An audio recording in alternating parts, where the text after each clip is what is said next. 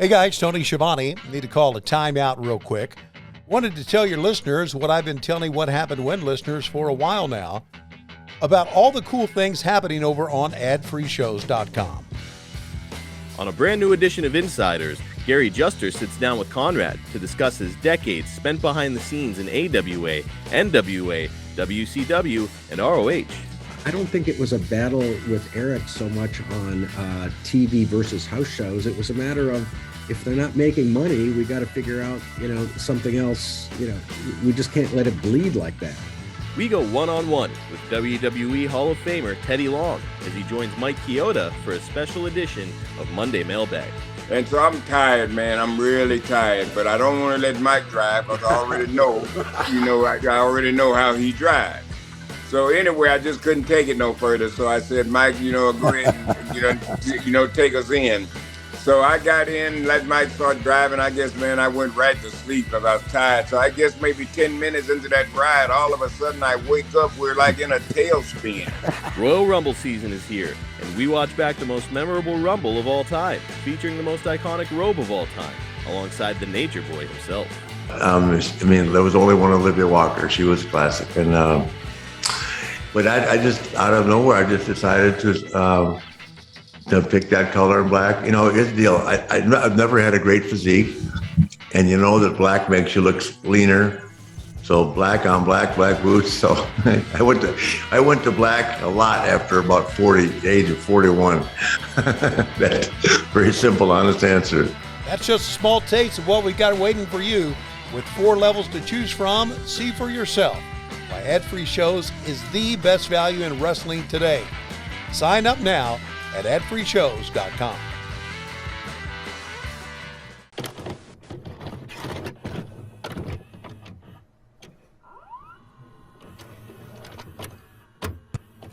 As cold as a razor blade, as tight as a tourniquet, like the skin on a dying man.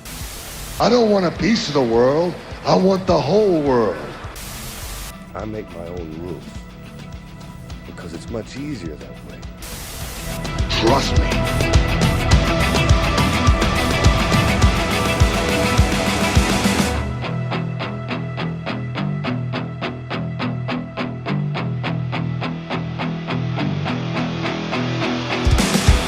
What's up, everybody? I'm Marcus D'Angelo, and you're back in the Snake Pit. And of course, we're here with the man himself, the Hall of Famer, the master of the DDT, Mr. Jake the Snake Roberts. Jake, what's going on, man?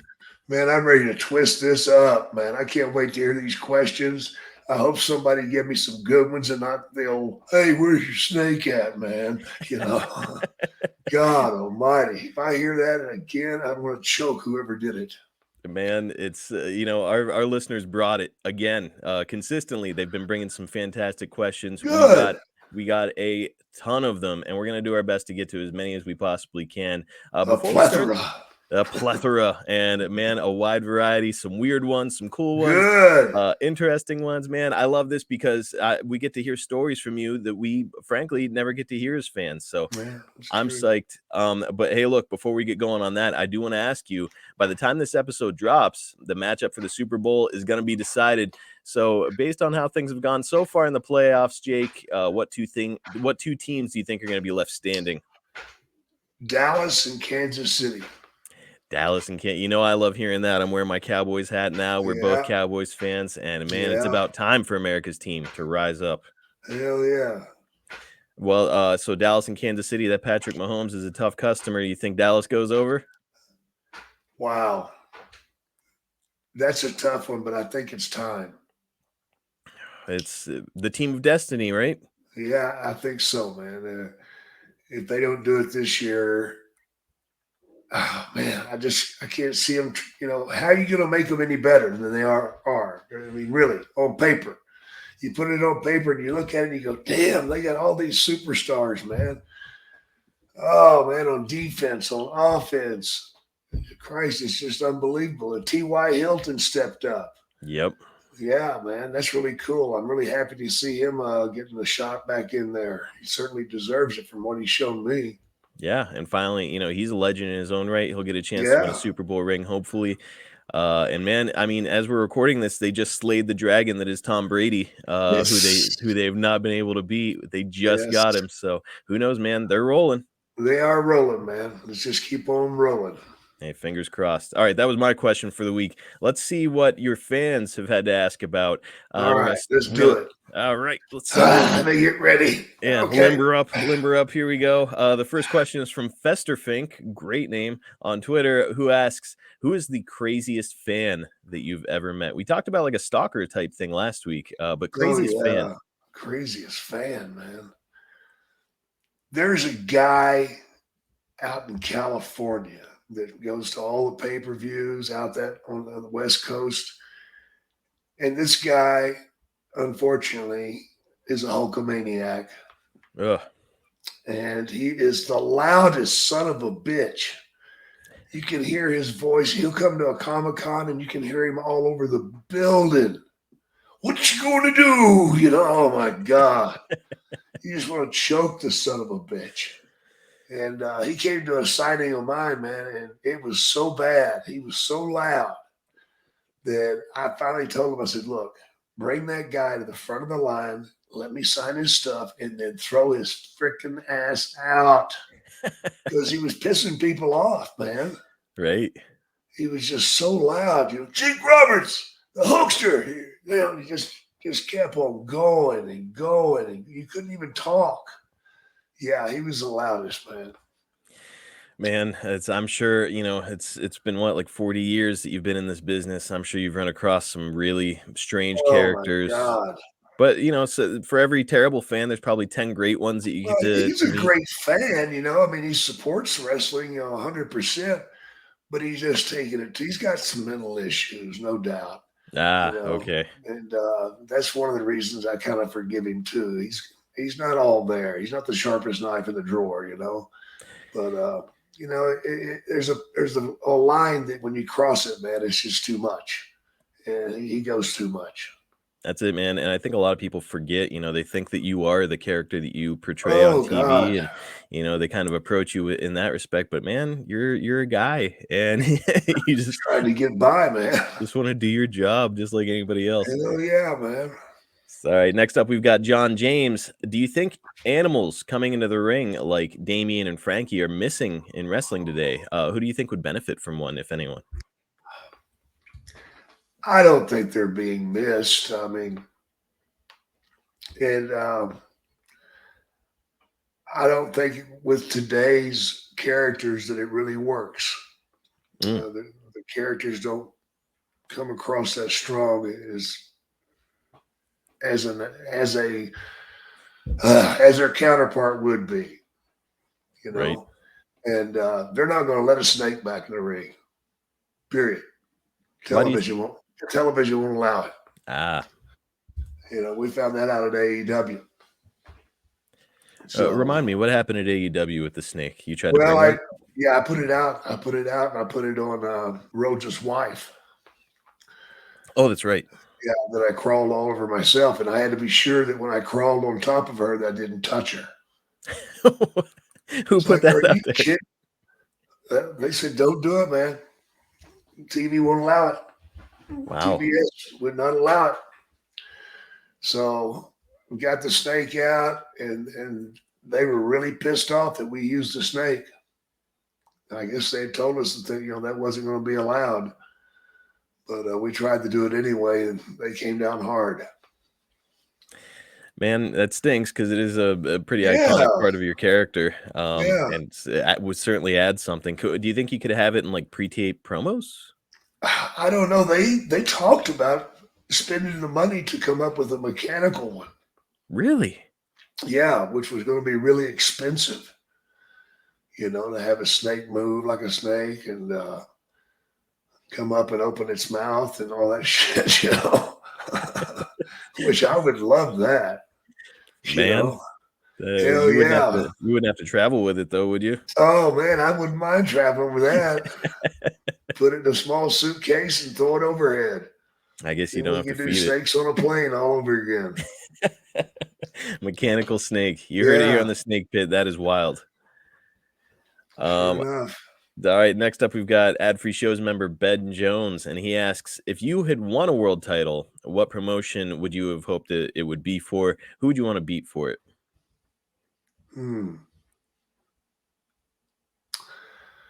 Well, the promotion would have to be WWF or WWE. And as far as who I beat for it, it really wouldn't matter. I wouldn't beat The Undertaker because I just don't want to do that. Right. You know? But no, I wouldn't care. Maybe Shawn Michaels. Did you ever so I know that you worked with Shawn Michaels one-on-one in Mid-South. After that, you never really worked with him one-on-one again. Never did. Man, now that could have been an interesting feud in like 96 having him bounce around. It would have been good. Yeah, so if that's underrated answer, that would have been awesome. All right, Bongsies asks, in your prime, who would you have liked to work with that you never had a chance to in your career? So a guy from your era who you just never aligned with. I would have liked to have worked with Brett. You know, I would have liked to work with Shawn. Yeah. I think we could have done a lot. I did wrestle Triple H twice. I would have liked to have worked with Triple H. I think I could have showed him a few things. And you went over against Triple H, I think, both times. So that's a nice little feather in your cap. Yeah. All right, next we've got another ad-free shows member, Mailbag Jones, asking, would you rather, these are fun, work a 30-minute Broadway with Warrior or work 5 minutes with a pissed-off Andre the Giant? The rough choice. Warrior. Because a pissed-off Andre, you wouldn't survive it. Man, trying to get 30 minutes out of Warrior, though, that is a No. I could do that. Yeah? Yeah, oh yeah. I just blow him up. I was going to ask what the strategy was in that case. Yeah, I would lean on him early in the match, let him blow his gut out. You know, once he blows up, man, he's done. Then I can just ride him, stay on top of him, make him pick me up too. Was the concern with him that, like, working with him, like, obviously he's inexperienced and that sucks, but I've heard that he was like really stiff because he was inexperienced. Is that why you'd want to blow him up so to just weaken him a little bit? Absolutely, man. Take the steam out of his drawers, man. Yep. Were you there when Andre decided to give him a receipt in the middle of the ring? I guess he was coming at him a little too hard. I wasn't there for that, but that sounds right. Apparently, Warrior was doing his clothesline bit, and Andre was doing like kind of the falling back stuff. Right. And then finally, on the last one, Andre was pissed off, and he just stuck his fist out, and Warrior ran right into it. Oh my God! Yeah, I can see that happening. So I know that you had a couple run-ins with Andre that you and he became friends, of course, but you kind of have to like earn his trust, right? Yeah, the first match, man, that we had out in LA, man, I went to the ring and I've never been chewed up and spit out like he chewed me up and spit me out. I mean, it was the most boring match ever because he never let me have anything, nothing. And it was so bad and I was so angry that whenever he came back from the ring, I stormed into his locker room and called him out on it. And it was funny when I barged into the locker room and started calling him out, people just scattered. I guess they were afraid Andre would pick something up and throw it. It might hit them. I don't know. But the agents too, man. Black Jack Lanza, he took off first. He was the first one out of there. I'm like, fuck you, Andre. That's bullshit, and I was loud. I was very direct, but I was right. I was absolutely right. I said, Andre, I'm here to try to make money with you, man. I'll do anything out there that you want me to that is physically possible for me. Mm-hmm. But if you guzzle me, we're not going to have nothing to go with out there. And it's not going to help you. So what are we going to do? We're okay, boss. We're good now. All right. So even though you raised your voice at him, he wanted that. How about that? He wanted to know if I'd stand up and man up on him. And I think that might be what happened with him and Randy. Randy never manned up on him. And he would just punish Randy out in the ring. Oh, my God. I remember one time they were getting ready to go to the ring, and Randy's over there, and he's got a bottle of baby oil, a huge bottle. You know, he bought the half-gallon, you know, cheap size. He was so cheap, man. And he's squirting that shit all over him. And Andre goes, I hate oil. And Randy closed the top and threw it in the trash. Grabbed the towel and started rubbing that shit off, man. Didn't save him. Andre still ate him again. So, you know, I don't think that I had heard that Andre and Randy didn't have good chemistry. So he would just go after Randy. He just fucking pound Randy, toss him around, you know, and it's a shame. It really was. Of course, the worst one he ever did was with the Iron Sheik in Miami. He was pissed off at Sheik, man, and he invented some new maneuvers that were just incredible. You know, he'd pick Sheik up by his legs and toss him up in the air, and on the way down, he'd club him, you know. He suplexed him about 10 different ways. I mean, it was fucking brutal. Ooh, man. And Iron Sheik didn't say a friggin' word, man. Not one word. My God, that is not a dude. That went on for like 20 minutes, and all the guys were like, oh, my God, he's going to fucking kill him. But Sheik survived. You always hear the Sheik isn't a dude you want to piss with either, because he was like a shooter, right? Yeah, supposedly. But I've seen the Sheik when he was pissed off and tried to go after somebody. He didn't have too good of luck, and the guy was relatively what was his name? Bellomo, Salvatore Bellomo. Mm-hmm. Yeah. They were doing a thing in Vancouver, and Iron Sheik had used the loaded boot on him, and it had 2 or 3 return matches, and finally. They had a match, and Bellomo was able to get the boot off. And when he pulled it off, it slipped out of his hands, and the boot went into the crowd. Oh. And fucking Sheik went nuts, man. He came in the locker. You motherfucker! I'm gonna kill you. My boot. Where is my boot? That is my gimmick. You can't do that, you stupid son of a bitch. Here, come here. I'm going to fucking teach you some respect. And fucking Bellomo, man, he started fighting him. And Sheik didn't come out too good on that. No way. Yeah, no shit, man. Every surprise shocked everybody, man. You always hear he's supposed to be this badass. Right. And all of a sudden, this guy's, I guess he was scared for his life, number one. But, you know, he certainly wasn't no physical specimen. He was 210 pounds, but he wasn't jacked up or anything, man. He was really small.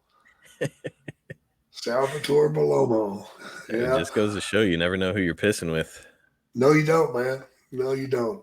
And that's actually kind of leads into our next question pretty well here. We've got Joe at Splodum on Twitter asks, any stories regarding fans you've seen getting beaten up by a wrestler? Probably a few, right? Oh, yeah. It's happened a few times. I think the worst probably was Ronnie Garvin. Oh, man. Oh, Ronnie Garvin, man. I seen him just beat the shit out of a guy. Then I seen just one punch a guy and knocked the guy about 10 feet, man. But Ronnie Garvin was a triple tough, not double tough, triple tough son of a bitch, man. And I remember one night we were in Lansing, Michigan, and there's like 3 feet of snow in the parking lot. And we all had rental cars, but the rental cars looked alike.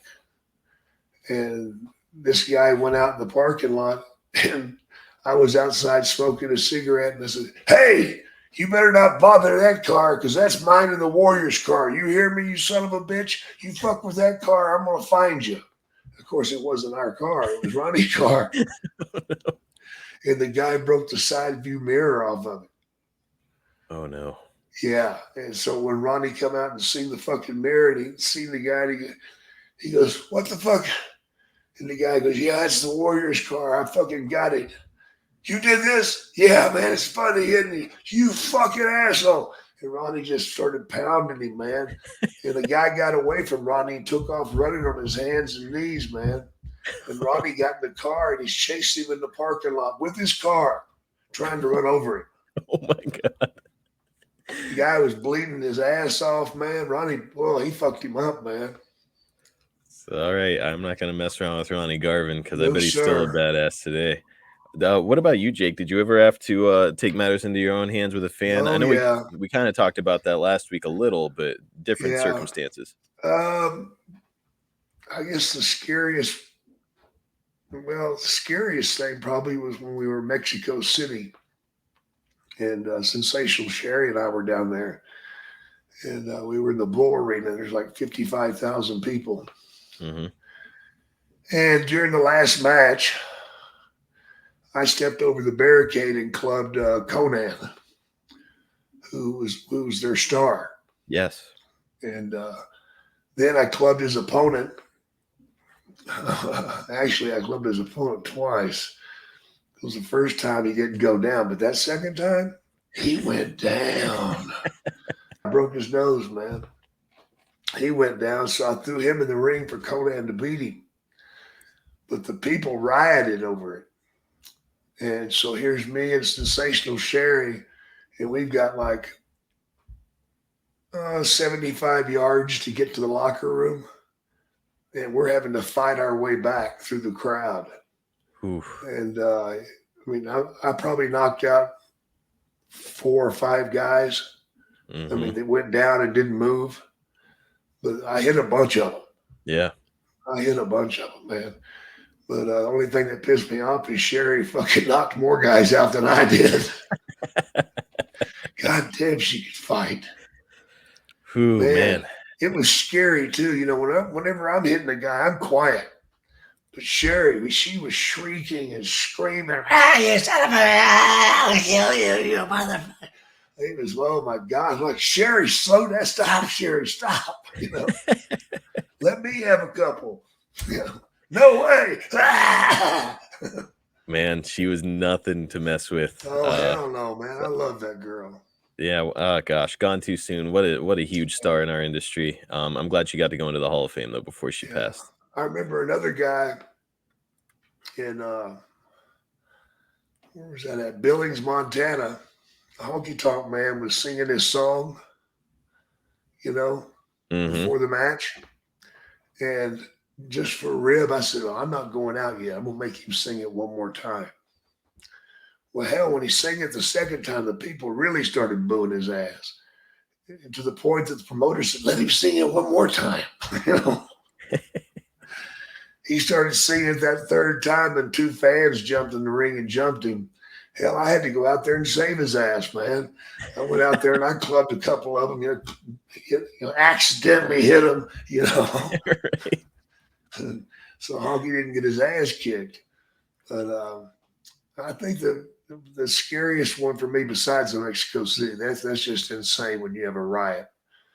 Because they were rioting. We got stuck in the locker room till 5 a.m. in the morning. Because the fans wouldn't leave. There was like 4,000 or 5,000 people standing outside chanting our names, man. They were going to fuck us up. Oh, God. And it was so bad that they called the baby faces back to the building to do a impromptu autograph session at 6 o'clock in the morning. You know?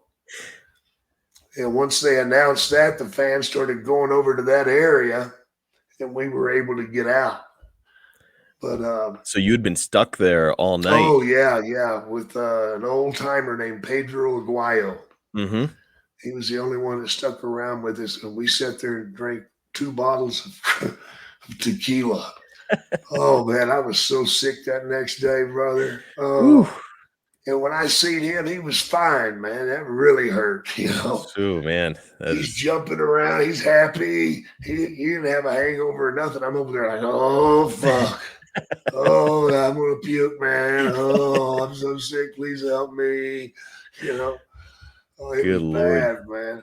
But another time we were in Wheeling, West Virginia, back in the Georgia Championship days.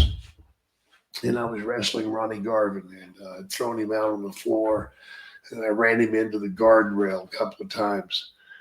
And Ronnie told me, says, from behind, Jake, from behind. And I turn and I look, and this guy, no shit, was like 6'10". Damn.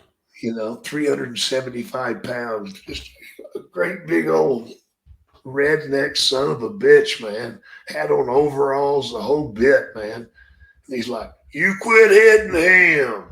You quit hitting him." I said, "Go back to your seat, motherfucker. Go back to your seat. I'll fucking kill you."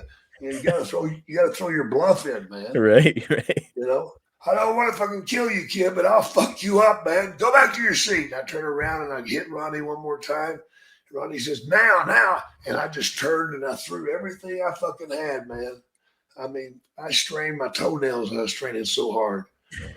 And I hit him, and he just stood there and looked at me. Oh, God. And then all of a sudden, he just fell like a tree. I jammed my wrist, jammed my elbow, broke 2 knuckles in my hand. Holy shit. Oh, yeah. Great deal, Jake. Oh, my God. My hand swelled up like that. I had to keep wrestling, of course. But, man, my elbow, I jammed my elbow really bad, man. It took a month for me to get over that. Man, you've had a good punch when you fuck up your elbow. Yeah, and your wrist, and your knuckles. Woo, and drop a 6'10", dude. That is a hell of a punch. Yeah, the road warriors were like, "Damn, Jake." I was like, "Holy shit, I did it." I was more shocked than anybody that I was able to knock him out. I'm sure it got you some cred among the boys backstage, right? It did, man. They were all like, "What the fuck, dude? Don't mess with Jake." Damn right, man. All right, next up, Jake, we've got the fourth Coug, who asks, was there ever someone you refused to work with? Let me think.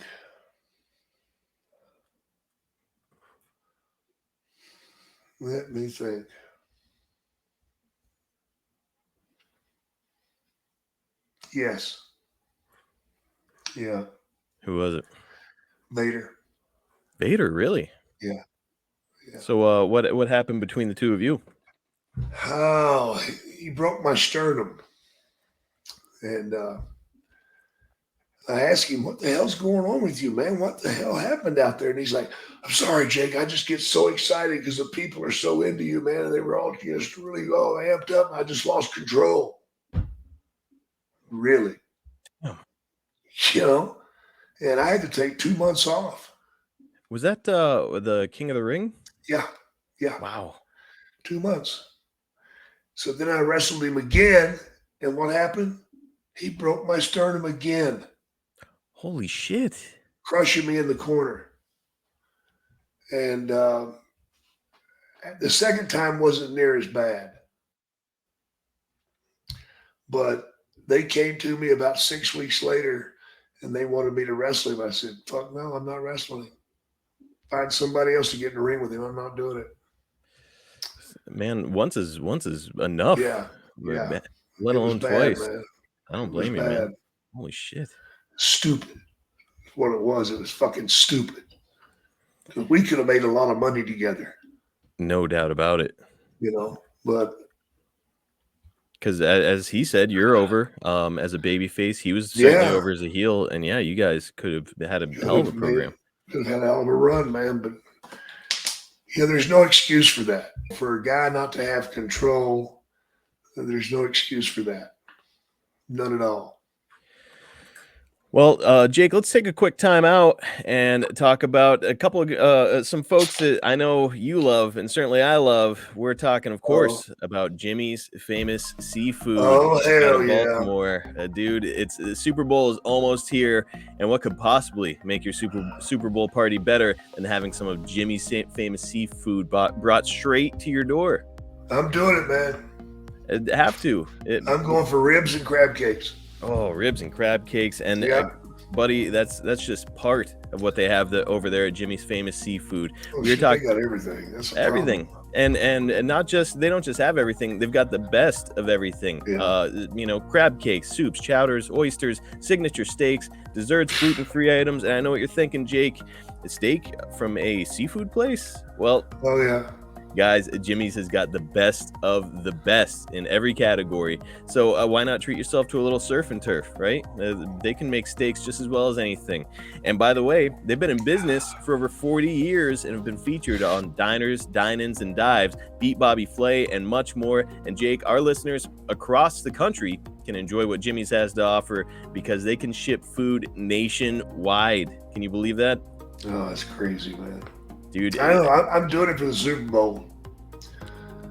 No doubt about it. Have to. And by the way, nobody else will be doing this unless they're listening to our podcast and get this exclusive deal, which, by the way, is you spend $125 and you get free 2-day shipping when you use the promo code SNAKE. Come on, guys. Deliver a Super Bowl party to your friends and family that they will never forget with one of Jimmy's delicious packages. You've got to try the famous gift box that includes 4 of the world's best Colossal Maryland crab cakes, 2 different crab soups, crab dip, seafood seasoning, and their signature base sauce. Or hey, how about this for the Super Bowl party? The tailgate bundle to make your football weekend complete with 2 pounds of wings, a full rack of barbecue ribs, a pint of crab dip, and crab cake mix. Better yet, hey, why not make your own? They've got plenty of things to select from if you check them out online at jimmysfamousseafood.com. Put together your own little gift box and get everything you want for your Super Bowl party.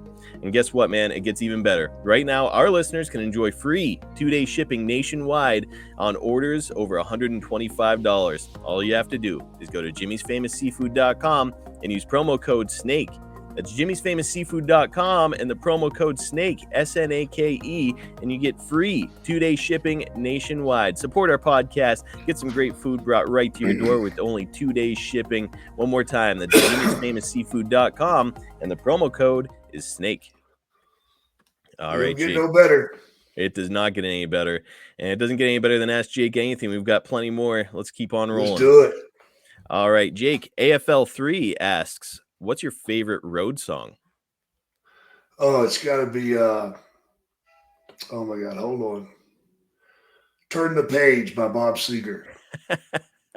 You know, I had a feeling you're going to say that. I've heard a lot of the guys say that, and it's a song that's basically about the business, isn't it? It's about the road, man. Mm-hmm.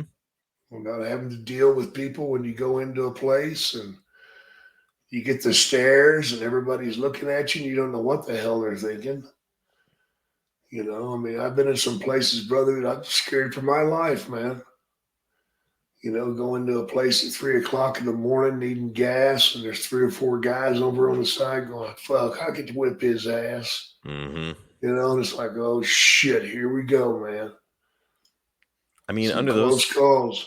Under those circumstances, like if these guys are starting shit, are you just like, come on, guys? Or like, you know, do you have to play the tough guy? You got to play the tough guy, man. You got to throw your bluff in, you know? So you're telling these guys, like, I'll fuck up all 3 of you guys. Come on over. Yeah. Come on, boys. Let me show you some shit you hadn't had. Let me show you the other end of your dick. Whew. That's what I'll do. I'll pull your fucking dick off and I'll stick it in your mouth, you cocksucker. You know, get that bluff in, man. Hey, if you don't get the bluff in and you get your ass kicked, you don't feel too good about yourself. Right. If you throw that bluff out there and they still keep coming, it is what it is. Well, and I think you could hold your own. You're knocking out 6'10" motherfuckers. So yeah, that was a lucky shot, brother. I never claimed to be tough, but it takes a good man to beat me, but it don't take him long. Next up, we've got Ash Rodriguez. Ash says, when you started in WWE, McMahon was around the same age as Tony Khan is now, and WWE was just taking off, much like AEW. What differences or similarities do you see between McMahon and Khan at that age? Wow. Well, it wasn't Vince's kindness.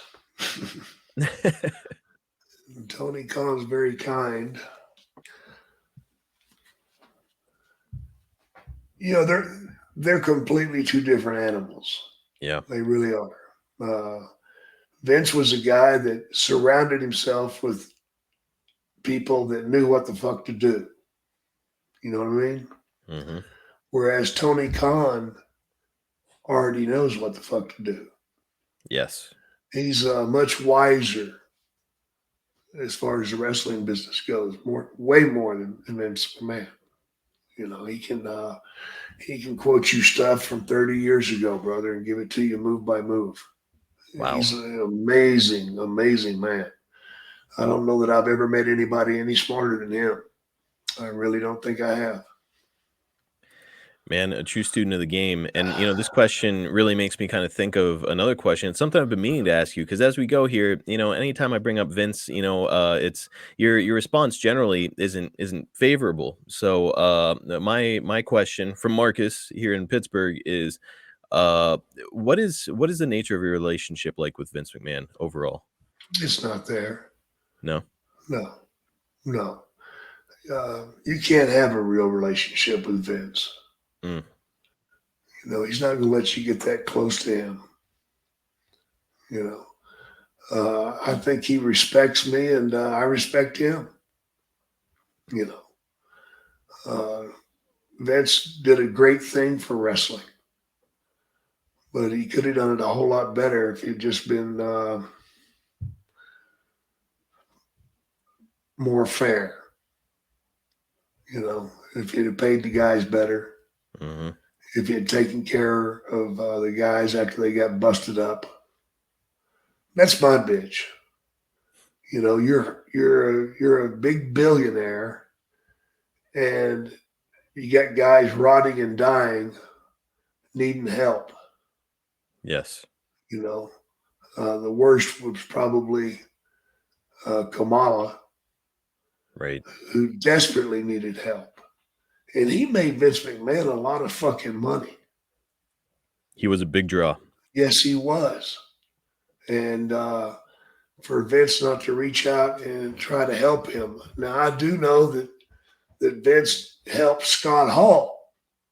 Yes. But he didn't help Kamala. And that just rubs me the wrong way. That rubs me the wrong way.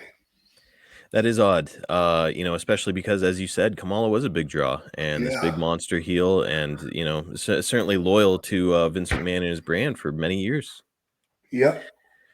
All right. Next up, we've got Gremlin the dog, and Gremlin asks, Jake, besides wrestling, what TV or movies do you like to watch? What are you watching now, Jake? Oh, brother, the TV I watch, you wouldn't want to watch, man. NCIS. I love Blacklist. Mm. I like crime shit. Yeah. I like a lot of that. I don't do a lot of movies. I've watched a few of the, 1923 that I'm kind of getting into. Yeah. I did the one before it. What was it? I keep hearing about Yellowstone. Yeah, Yellowstone. That's okay. That's the show you've been watching. Yeah, I haven't seen it, and I keep hearing how awesome it is. Yeah. I love the scenery, man. Are you kidding? It makes you want to move out there, right? Damn right. Next up, we've got Duckboy0315, and Duckboy asks, Jake, who is your favorite guys to work against that people might be surprised about?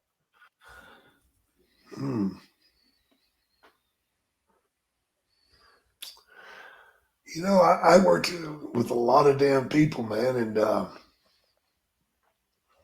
probably my all-time favorite would have been the Grappler, Lynn Denton. Yeah. And Ronnie Garvin would have been another favorite too. Man, I love working with Ronnie, man. It was a fight, but it was fun. God damn, he made it fun. Some absolute wars between you and Ronnie Garvin. Yeah. And unfortunately, he didn't chase you down with a car or anything afterwards. So I guess you didn't potato him. I was foolish enough to get in his airplane, though. He scared the dog shit out of me on that. He could fly.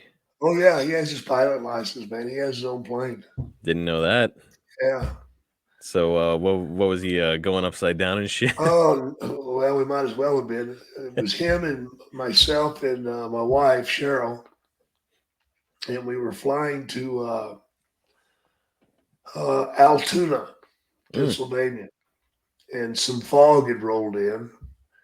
And Ronnie's like, Jake, do you see the lights down there? Landing lights. I'm like, fuck, Ronnie, where are they supposed to be? They should be right in front of us. I'm like, I don't see anything, brother.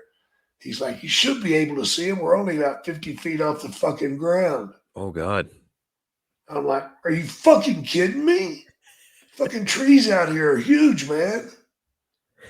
And he says, yeah, you're right. Let's take it up. So he pulled up and we flew on to Pittsburgh. And we were able to get into Pittsburgh and we rented a car and then drove back. Ooh. Yeah. Man. But I remember Ronnie Garvin back in the day in Louisiana. There was a spot show out in the middle of nowhere. And Ronnie took his plane there. And of course, there was no airport. So he called in and told the sheriff's department he needed to emergency land. And he emergency landed on the highway. Oh, my God. Got out. They gave him a ride to the building where the wrestling was. We did the match. He came back. He acted like he had to fix something in the plane. Okay, I think I got it, guys. Okay, we'll set you up. And they got out there and blocked the highway off for him to take back off, man. That was crazy shit, man. Dude. I mean, broke so many laws there. Are you kidding me? Holy shit. Unbelievable. So, man, I didn't know that he had a pilot's license, but I don't think you'd catch me dead letting anybody fly me around one of those little private planes. Not only does Ronnie have one, but Jimmy Garvin has one. Jimmy Garvin flies the big planes. Oh, my God. Yeah, man. You ever fly with Jimmy? No. No. This once with Ronnie was enough for you. Yeah, I think he flies for FedEx or something. Damn. I had no idea. Yeah. Yeah. All right, Jake, up next, my pal and friend of the show and the guy who counted Jeff Jarrett down for Ric Flair's last match, Ref Super Dave Miller. He asks, how was Mike Von Erich coming along when you worked with him? He was 13 months in when you put him over on Christmas 84 show. And I remember you being the first person to use the claw on. Yeah. That whole situation was sad. Mike did not want to be a wrestler. That was the last thing he wanted to be. He didn't have the attitude for it. He certainly didn't have the physical look. Mm-hmm. He didn't want to be doing it, but because he was a Von Erich, you got to do it, and I went out and just did what I could, man. I tried to make him look as good as I could because that was my job. Right. It wasn't my job to go out there and beat his ass, which probably should have happened. But, because he's a Von Erich, you're going to make him look as good as strong as you can. So, yeah, I was the first guy he put the claw on. And, yeah. Yeehaw. You worked with the other Von Erich boys as well? Oh, God, yeah. I've heard that they would often show up late, not show up. Oh, yeah. They were reckless. Intoxicated. Yeah, reckless, crazy. I know my first match with Gino Hernandez and I, they tagged us up, and we were going against Kevin and Kerry. And we get in the ring, and Gino says, I'll start. So he gets in the ring, and he goes in the corner, and he raises a knee up and covers his head up like this. And he's like, come on, Von Erich, I'm going to whip your ass and all that shit. And I'm like, what the fuck are you doing? He goes, you'll find out. I'm like, okay, whatever. So we started wrestling and shit. Come time, I tagged, I went in the ring, and I'm standing there, come on, you son of a bitch. And holy shit. Kevin Von Erich just ran and jumped and threw a knee up and punched me at the same time. Ooh. So I got a knee in the fucking sternum and a punch in the eye. And both of them were stiff. And I went down and I rolled over and I went, what the? And Gino's like, now do you understand? You fucking right, I understand, man. It sucked. Good Lord. Yeah, it's such superstars and great look and Rover in that territory, but man, just couldn't put it together elsewhere, unfortunately, which is a shame. All right. Next up, we've got Stephen Parsons. How was it working with the Big Boss Man, and what are your favorite memories with him? Oh, Boss Man was funny, man. We called him the Big Lost Man. He had the funniest laugh. You know, here he is, 300 pounds, and when he laughed, he sounds like a 15-year-old girl. He's like, he giggled. You know, it's like, what the fuck is that, man? Yeah, I wrestled him in Tokyo, man. We had a pretty good match. That's pretty right. good match. Gosh, I can't remember what that was called, but I always see clips of it online where Yeah, you're the what? You were in the Egg Dome. The Egg Dome. Yeah. It's a really historic venue. What did you think of working there? I thought it was hilarious, man. I mean, here you got this gigantic building that, you know, is just incredible, and you put it out to send in names for it, and the best name they could come up with was the Egg Dome. Come on, man, give me something. That is a little weird. Yeah, it was huge.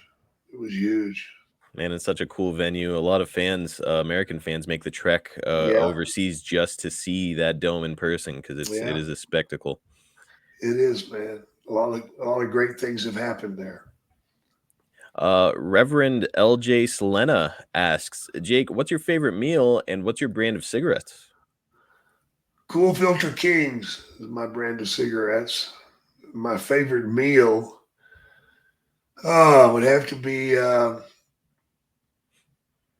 or 10 ounce filet, about that thick.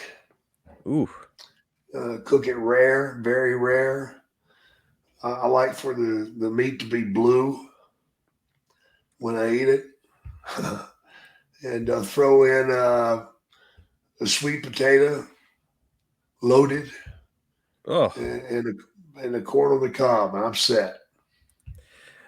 God almighty, you're making me hungry. And Jake, you gave us the perfect transition because that's what I do. You're pretty good at this because we're gonna talk about our friends over there at Backyard Butchers. Guys, the wait is over. Quality steak, free shipping, period. Backyard Butchers restaurant quality steak boxes are now available online. Get steakhouse quality bulk meat specials responsibly sourced from America's farms delivered right to your door.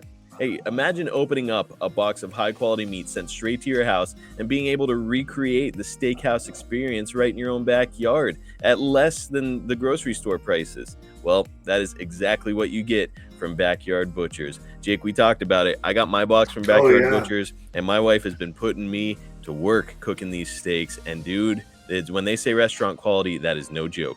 Yeah, they're sweet, man. Like I've told you before, they remind me of coming right off the farm, man. I mean, we used to butcher a whole beef and load that freezer up. And anytime you wanted, you just reach in there and grab a pack of something, you know. And it was sweet meat because we raised it ourselves, man. So it didn't have any antibiotics in it or any of that stuff, steroids, nothing. It was clean. Responsibly sourced meat, and that's exactly what you get when you go to Backyard Butchers. And look, guys, here's the other thing is that inflation is a very real issue right now. People are spending an arm and a leg at grocery stores, but with Backyard Butchers, you cut out the middleman and skip that additional upcharge. And in return, you receive 100% American beef, pork, and chicken. As I said, responsibly sourced from farms across the heartland of America. Backyard Butchers meat is fresh, safely packaged, and delivered to your door in an eco-friendly insulated box. Their boxes and packaging are specifically designed to keep your meat within the optimal temperature range. And don't get me started on their customer service, Jake. These guys are awesome. If you need any help with your order, if you want some grilling tips to get the most flavor out of your meat, you can chat with their seasoned butchers online 7 days a week at backyardbutchers.com. And guess what, Jake? No memberships or subscriptions are necessary. Subscribe and cancel anytime or try them once, and you'll want to subscribe on your reorder when you love the price, ease, quality, and taste of Backyard Butchers steak, pork, and chicken. And hey, guess what now? For a limited time, Backyard Butchers are offering listeners of this podcast a special introductory deal. Get 15% off, free shipping, and 4 free ribeyes for life with every subscription. That's 4 free premium restaurant quality juicy ribeyes delivered directly to your door in your monthly subscription at significantly less than these growing grocery store prices. You can't beat that, Jake. No, you can't, bro. Plus, just the taste alone, man. That's what should flip your mind. But 15% with today's grocery prices. Go out and buy a carton of eggs and see what you pay. And beef has gone out of the roof. Yes, it has. So, but man, this is well worth it. Oh, absolutely. You can make the most of this with our discount code SNAKE to get that 15% off. Don't wait, guys. Get your hands on some of the best steak, chicken, and seafood you're ever going to taste and make your next steak night an event to remember. It's backyardbutchers.com and use the promo code SNAKE for this unbelievable deal and free shipping and 4 free ribeyes for life. That's 15% off. Free shipping and 4 free ribeyes. Come on, man. You got to take advantage of this. Support our podcast. Save big. Enjoy restaurant quality meals at home at backyardbutchers.com with the promo code SNAKE. Chris Manders asks, what was Jake's first impression of Stu Hart? Does Jake have any Stu stories? Oh, God, I've got a million Stu stories, man. He was an icon, man. And to go there and to be around him, to listen to him, hearing him talk, and then hearing other people imitate him, it was just, I've got my own imitation of him. It's like, Jake Roberts, you're quite a stud there, young boy. Let me feel that shoulder. Ooh, you got a nice, strong shoulder there. You're a hell of a stout man, aren't you? Why don't you come down to the dungeon and we'll push each other around a little bit? What do you think? Oh, no. Fuck no, I'm not going down there. Brother, I used to go over there and work out, and I'd hear him coming down those stairs, and that was my exit. I bailed because I wasn't letting him get his hands on me, man. I see him do things to people that just weren't human. How can you do that to somebody? Oh my God! So I know that you were. I knew you were in Stampede. I didn't know that you were working in the dungeon as well. Oh yeah, man. Yeah, I went there. I stayed in Calgary about 8 months, I believe, and I decided to leave when it snowed on my birthday, which was May 30th. And it's snowing. I'm like, are you fucking kidding me? It's snowing on my birthday. That's it. I'm out of here. Time to move on. I can't take it, man. Oh, it was so friggin' cold up there, man. You have no idea what cold is until you've been up there. Now, I know that you were rooming with Bret Hart. Were you staying at the Hart house? No, we had our own house. Oh, okay. We had our own house. We stayed together about 4 months, and then I got my own place with a guy named Terry Sawyer, which he got out of wrestling after he left there. He had a lot of PTSD to work with, man, and it was pretty scary. Oh, okay. So had he been in Vietnam? Yeah. He was a medic, and he'd seen some pretty bad shit. And I remember we made the mistake of we went to see a movie, and the movie was Deer Hunter. Oh God. Oh my God. And I went, after the movie finished, I got up and walked outside, smoking a cigarette, getting ready to go to the car, looking around. Well, I thought maybe he's in the car already. So I walked down to my car. No, he's not in the car. So I waited for about 15 minutes. Finally, I walked back in there, and he was still in the theater sitting there crying. Oh, Jesus. And I helped him up to his feet. He didn't talk. And I got him back to the house, and he went and laid down, and he stayed in his room for 2 days. God almighty. He didn't go to shows or nothing, man. He was it fucked him up. Man, poor guy. And that is, you hear about brutal, these people that come back but don't really come back, and it's, God, frightening. I can't imagine how horrible that is. Thank God for all of our servicemen and women sacrificing. Yes, thank you so much. Thank you so much. Joshua Newman Lusk asks, does Jake have any of his own ring-worn memorabilia? I do, but it's in my Jake vault, and it'll never come out. What kind of stuff do you have? I've got old tights and stuff, boots, but I've got a few things that I've still got outside of the vault, but I'm kind of holding on to that. I might bring some of it to WrestleCon at WrestleMania. Oh, nice. Yeah, I think I'll bring a couple of pieces. I'll tell you, here's an interesting little tidbit that I have. Not many people have it. It's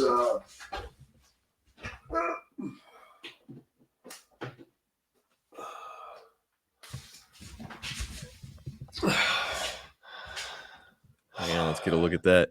The Ellery Queen. Yeah. What is that? It's a got stories in here about about people getting hurt and stuff. And there's like 10, 12 stories in here. It's for women to read, love stories and just. But I was really happy to get that because usually on these type of books you get that blonde, long-haired guy. What's his name? Fabio. Fabio. Yeah. Yeah, I got rid of him one time. We were just signing back to back. There was a curtain between us, and hell, I had probably 300 people in line. Damn. And they had paid him big money to come in. Big money. His lawyer flew with him. His agent flew with him. This whole entourage. And I'm over there, and I've got, like I said, 300 people, and he's got like 20. Oh no. 20 women. And I poked my head through it and said, "Dang, man, when they gonna let your crowd in?" And he looked at me and just, and I'm like, "Really?" And his manager says, "You need to get on your side of the curtain. This is Fabio, blah, blah, blah, blah, blah, blah, blah, blah." Oh my God. I'm like, "Okay, no problem." And I couldn't take it, man. I fucking got in the bag, got the snake out, went through the curtain and put the snake on him. How did he react to that? He screamed and ran like a little girl. Refused to come back. Got me in a lot of trouble. Threatened to sue me. All sorts of shit. So, well, I'm sure a lot of those women that were in line were pretty disappointed to see him do that. Yeah, he was a pussy. So now wait a minute. That magazine is geared toward women. Do you remember what happened? Like how you wound up on the cover of that? They just wanted me to do the cover, and Vince had me do it. This was 1988. Let me see what some of the stories are. The Quiet Place. Exhibit A, The Dividing Fence. Are these like pulpy women's like sexualized stories? Love stories, yeah. Leopold and the Cemetery Bandits. The Taste of Cocoa. Lindbergh or Dillinger. The Evidence to the Contrary. The Long Day. The Secret Lover. I was hoping that somebody was writing like Jake the Snake erotic fan fiction and putting it Oh, I could do that. Oh, I do have some great news. What's that? I sent my book to the publishers. All right. So they'll have to do the print and all that crap, but it won't be long. Maybe a couple of months, I'll have that book out here for sale. Man. It looks like it's going to be about 600 pages. I don't know. That is absolutely incredible news. So Jake the Snake, you heard it here on the Snake Pit. Jake the Snake's new autobiography is forthcoming. And man, that is going to be one that is can't miss. All right, Jake. Rick Guzman asks, growing up in New York, I remember Jake being on a children's show hosted by a cat puppet named DJ Cat. I was wondering what his recollection of this show was. Money, money, money. Hey, man, I'm a whore, okay? I'll work with cats. I'll work with dogs. I work with snakes. I work with assholes. Just sign the check, right? Just sign the check and be sure and spell that name right. Well, we'll see if we can dig up this clip of you with this cat puppet. Oh, my God. I know it's out there on the internet somewhere. Oh, my God. If you must. Is there a, this is Jam asks, is there a storyline or a narrative or a rivalry that you wish could have happened for you that didn't when you were in the WWF as it was then? So was there a scrap storyline that you would have wished took place? Oh, there's several people I would have liked to have worked with. I mean, I would have liked to have done a storyline with Mr. Perfect. I would have liked to have done a storyline with Don Morocco. Don Morocco. Mm-hmm. That could have been great. And I would have certainly liked to have done a storyline with Bob Orton. Bob Orton, really? So what Yeah. about Bob stood out for you? He's just, I've always thought he's one of the best that have ever been in the ring. Wow. He gets my highest praise. Well, and certainly his son Randy has lived up to all those Yeah. expectations as well. Yeah. What about when you were working for The Office with WWF? Did you ever pitch a story to Vince that he shot down? No. No? No, everything I pitched he used. That's awesome.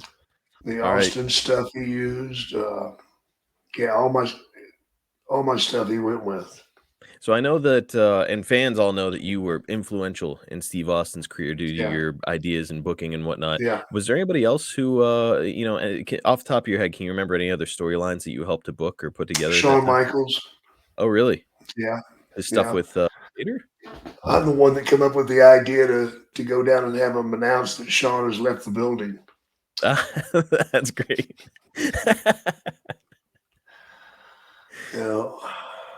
That is fantastic. Of course, I wanted to have a spotlight hit him as he's walking up the stairs to leave the building. Then he'd turn around and thank you. Then That's leave. amazing. I didn't ever want Shawn to go to the locker room. I wanted him to enter from a limo. So even as a baby face? Through the front door. No, whenever they turned him heel. Oh, I gotcha. So, man, that is something else. I had no idea that you were doing that Shawn left the building stuff. That's great. Oh, that was yeah. you. Yeah, that was me. All right. Last one from Corey Craddock.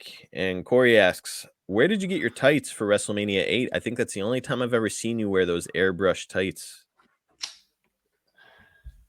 If I could remember that, I wouldn't be sitting here today. A little too specific. Yeah, I'm a whole lot smarter than yeah, right. No, I can't remember where the hell I got those done. Where were you getting your tights in general? I can't remember that. You don't? No, my daughter-in-law did them. Oh. Baby doll. Baby doll. Yeah. No way. I had no idea. She did some of my tights. That's awesome. All right, well, Jake, that's going to do it for this week. Next week, we're looking back to a wild time in your career as you were running with the devil in Florida. Oh, my God. Don't miss this. Man, this is piss yourself laughing. This is going to be a hell of an episode. Oh, my God. Guys, we're talking about your time with Kevin Sullivan in Florida, and I am 100% certain that you've got some wild stories to share on this subject. Woo! Well, you have no idea what can of worms you're opening. You can catch it here next week on the Snake Pit. Guys, if you have a question for Jake on that subject or really any subject, you can ask it over on Twitter at SnakePitPod. Make sure you check out our YouTube channel at youtube.com/@SnakePitPod. There's no better way to introduce somebody to the Snake Pit. You get little sample size bites of what we're all about over there. Plus, we've got all kinds of stuff in the archives. So get over there, subscribe, hit the notifications bell so you don't miss any of the new content we're dropping. And if you've enjoyed this podcast, please like, subscribe, and leave us a 5-star review on all platforms, because that, let me tell you, helps us out a ton. Please take the time to do that. Just a reminder, you can get the Snake Pit and all the other shows on our network early and ad-free at adfreeshows.com. Just $9 a month. And dude, the stuff they're doing over there is awesome. As of our recording right now, we're about to have Jim Duggan on there to watch back Royal Rumble 1988. Kevin Nash is watching back Good Friends, Better Enemies with Shawn Michaels. It's just incredible stuff and experiences you won't get anywhere else. Head over to adfreeshows.com today and sign up. It's the ultimate pro wrestling fan experience. Catch Jake on Twitter at JakeSnakeDDT, on Instagram at JakeTheSnakeDDT, and on Facebook at Real Jake the Snake. Follow me at Marcus P. D'Angelo on Twitter. And better than any of this, Jake, is what you're doing over there on Cameo. Because, man, Jake gives you a once-in-a-lifetime experience with a video that you'll never forget, or whoever you gift it to will never forget. Absolutely, man. I have a blast doing those. And, I don't give you 30 seconds. I'm going to give you several minutes of whatever you ask for and then some. How about a promo getting cut on you by Jake the Snake himself? He'll quit your job for you. He'll break up with your girlfriend for you. I'll tap it for you. He'll do whatever you need over there at cameo.com/Jake Snake. And hey, look, don't take our word for it. Go check out the reviews over there. They're just incredible, try it, man. And with good reason. Yeah, just give it a shot. It's fantastic. Also fantastic is jakethesnakeshop.com. We're constantly reloading that with some new stuff. And it is, I mean, you can buy these incredible pieces of merchandise, all signed. Look at that thing, guys. Hang on, let me do a close-up on Jake here. That is handmade Greek-style statue made by Sin Bodhi, the former Kazarni in WWE. And you can get your hands on that at jakethesnakeshop.com. And I believe Jake will sign it for you, probably on the bottom, right, Jake? Oh, hell yeah, right across the bottom here. Man, once in a lifetime stuff over there. Awesome collectibles you can't get anywhere else. That's jakethesnakeshop.com. And Jake, that is it, my friend. That was a fun episode. That was a blast, man. I can't wait for next week. I'm going to go in there and start doing my prayers and stuff right away so I can kind of cleanse myself before Kevin gets back in my ass. You gotta get right with the Lord before you start messing around with the devil next week. Damn right. And guys, we will catch you next time right here on the Snake Pit. All right, by now, guys, you know I love talking about old wrestling. What you might not know is it's not my real passion. My real passion is helping people save money. My real passion is getting families out of apartments and into houses. My real passion is getting people's finances aligned so they can retire on time. I hated going to Walmart and seeing the greeter being 80 years old. She should not be working. She should be home. Why is she still working? Because she still has a mortgage. I want to help avoid that for you. The other thing I want to help you with, let's make sure your kids don't get saddled with student loans. If you've got a student loan, why did you get one? Maybe because your parents still had a mortgage. I'm not saying that to be funny. I'm being sincere. There's only so much money to go around. What I want to help you do is figure out where you are right now and where you want to be long term. And I do it at SaveWithConrad.com. I've been doing mortgages for more than 20 years. And during all that time, we've helped tens of thousands of families change their life. I mean, routinely, we're helping our podcast listeners save $500, $600, $700, $800 a month. But more importantly, get them out of debt faster and with cheaper monthly payments. But if you don't think it can happen for you, let me just tell you this. We are not the bank. We don't say no. We say not yet, but here's how. We're going to get you a game plan on how to improve your credit, how to save a little bit of cash, and how to get into that dream house. Maybe you're already in the house, but it would be nice if someday we could put a pool in the back, or one day we want to upgrade to hardwood floors, or remodel the kitchen, or get a badass master bathroom. I can help you do all of that with no money out of pocket right now at SaveWithConrad.com. You don't need perfect credit. You don't need money out of your pocket. And if we can't help you save some cash, we won't waste your time. Check it out, SaveWithConrad.com, NMLS number 65084, equal housing lender. And hey, y'all, don't take my word for it. Check us out. We've got an A+ with the Better Business Bureau. And as if that's not enough, go look at our reviews. Read them and weep, haters. ConradReviews.com. You'll see more than 1,000 5-star reviews. Our average review is 4.72 stars. Find out how much money you can save. Take control of your life in 2023 by taking control of your finances. We're going to show you how to keep more of your own money. If you've got credit card debt, what are you paying on that? 14%? 28%? You know you can do better. With the mortgage, though, you may not know this, the interest you pay is tax deductible. And we can even show you how to skip your next 2 house payments. So if you can get a lower monthly payment, pay your debt off faster, get a greater tax deduction at the end of the year, and right now, right after the holidays, skip your next 2 payments, buddy, this is the biggest no-brainer in the history of the world. Find out how much money you can save right now for free at SaveWithConrad.com, or hey man, shoot me an email directly, Conrad@SaveWithConrad.com.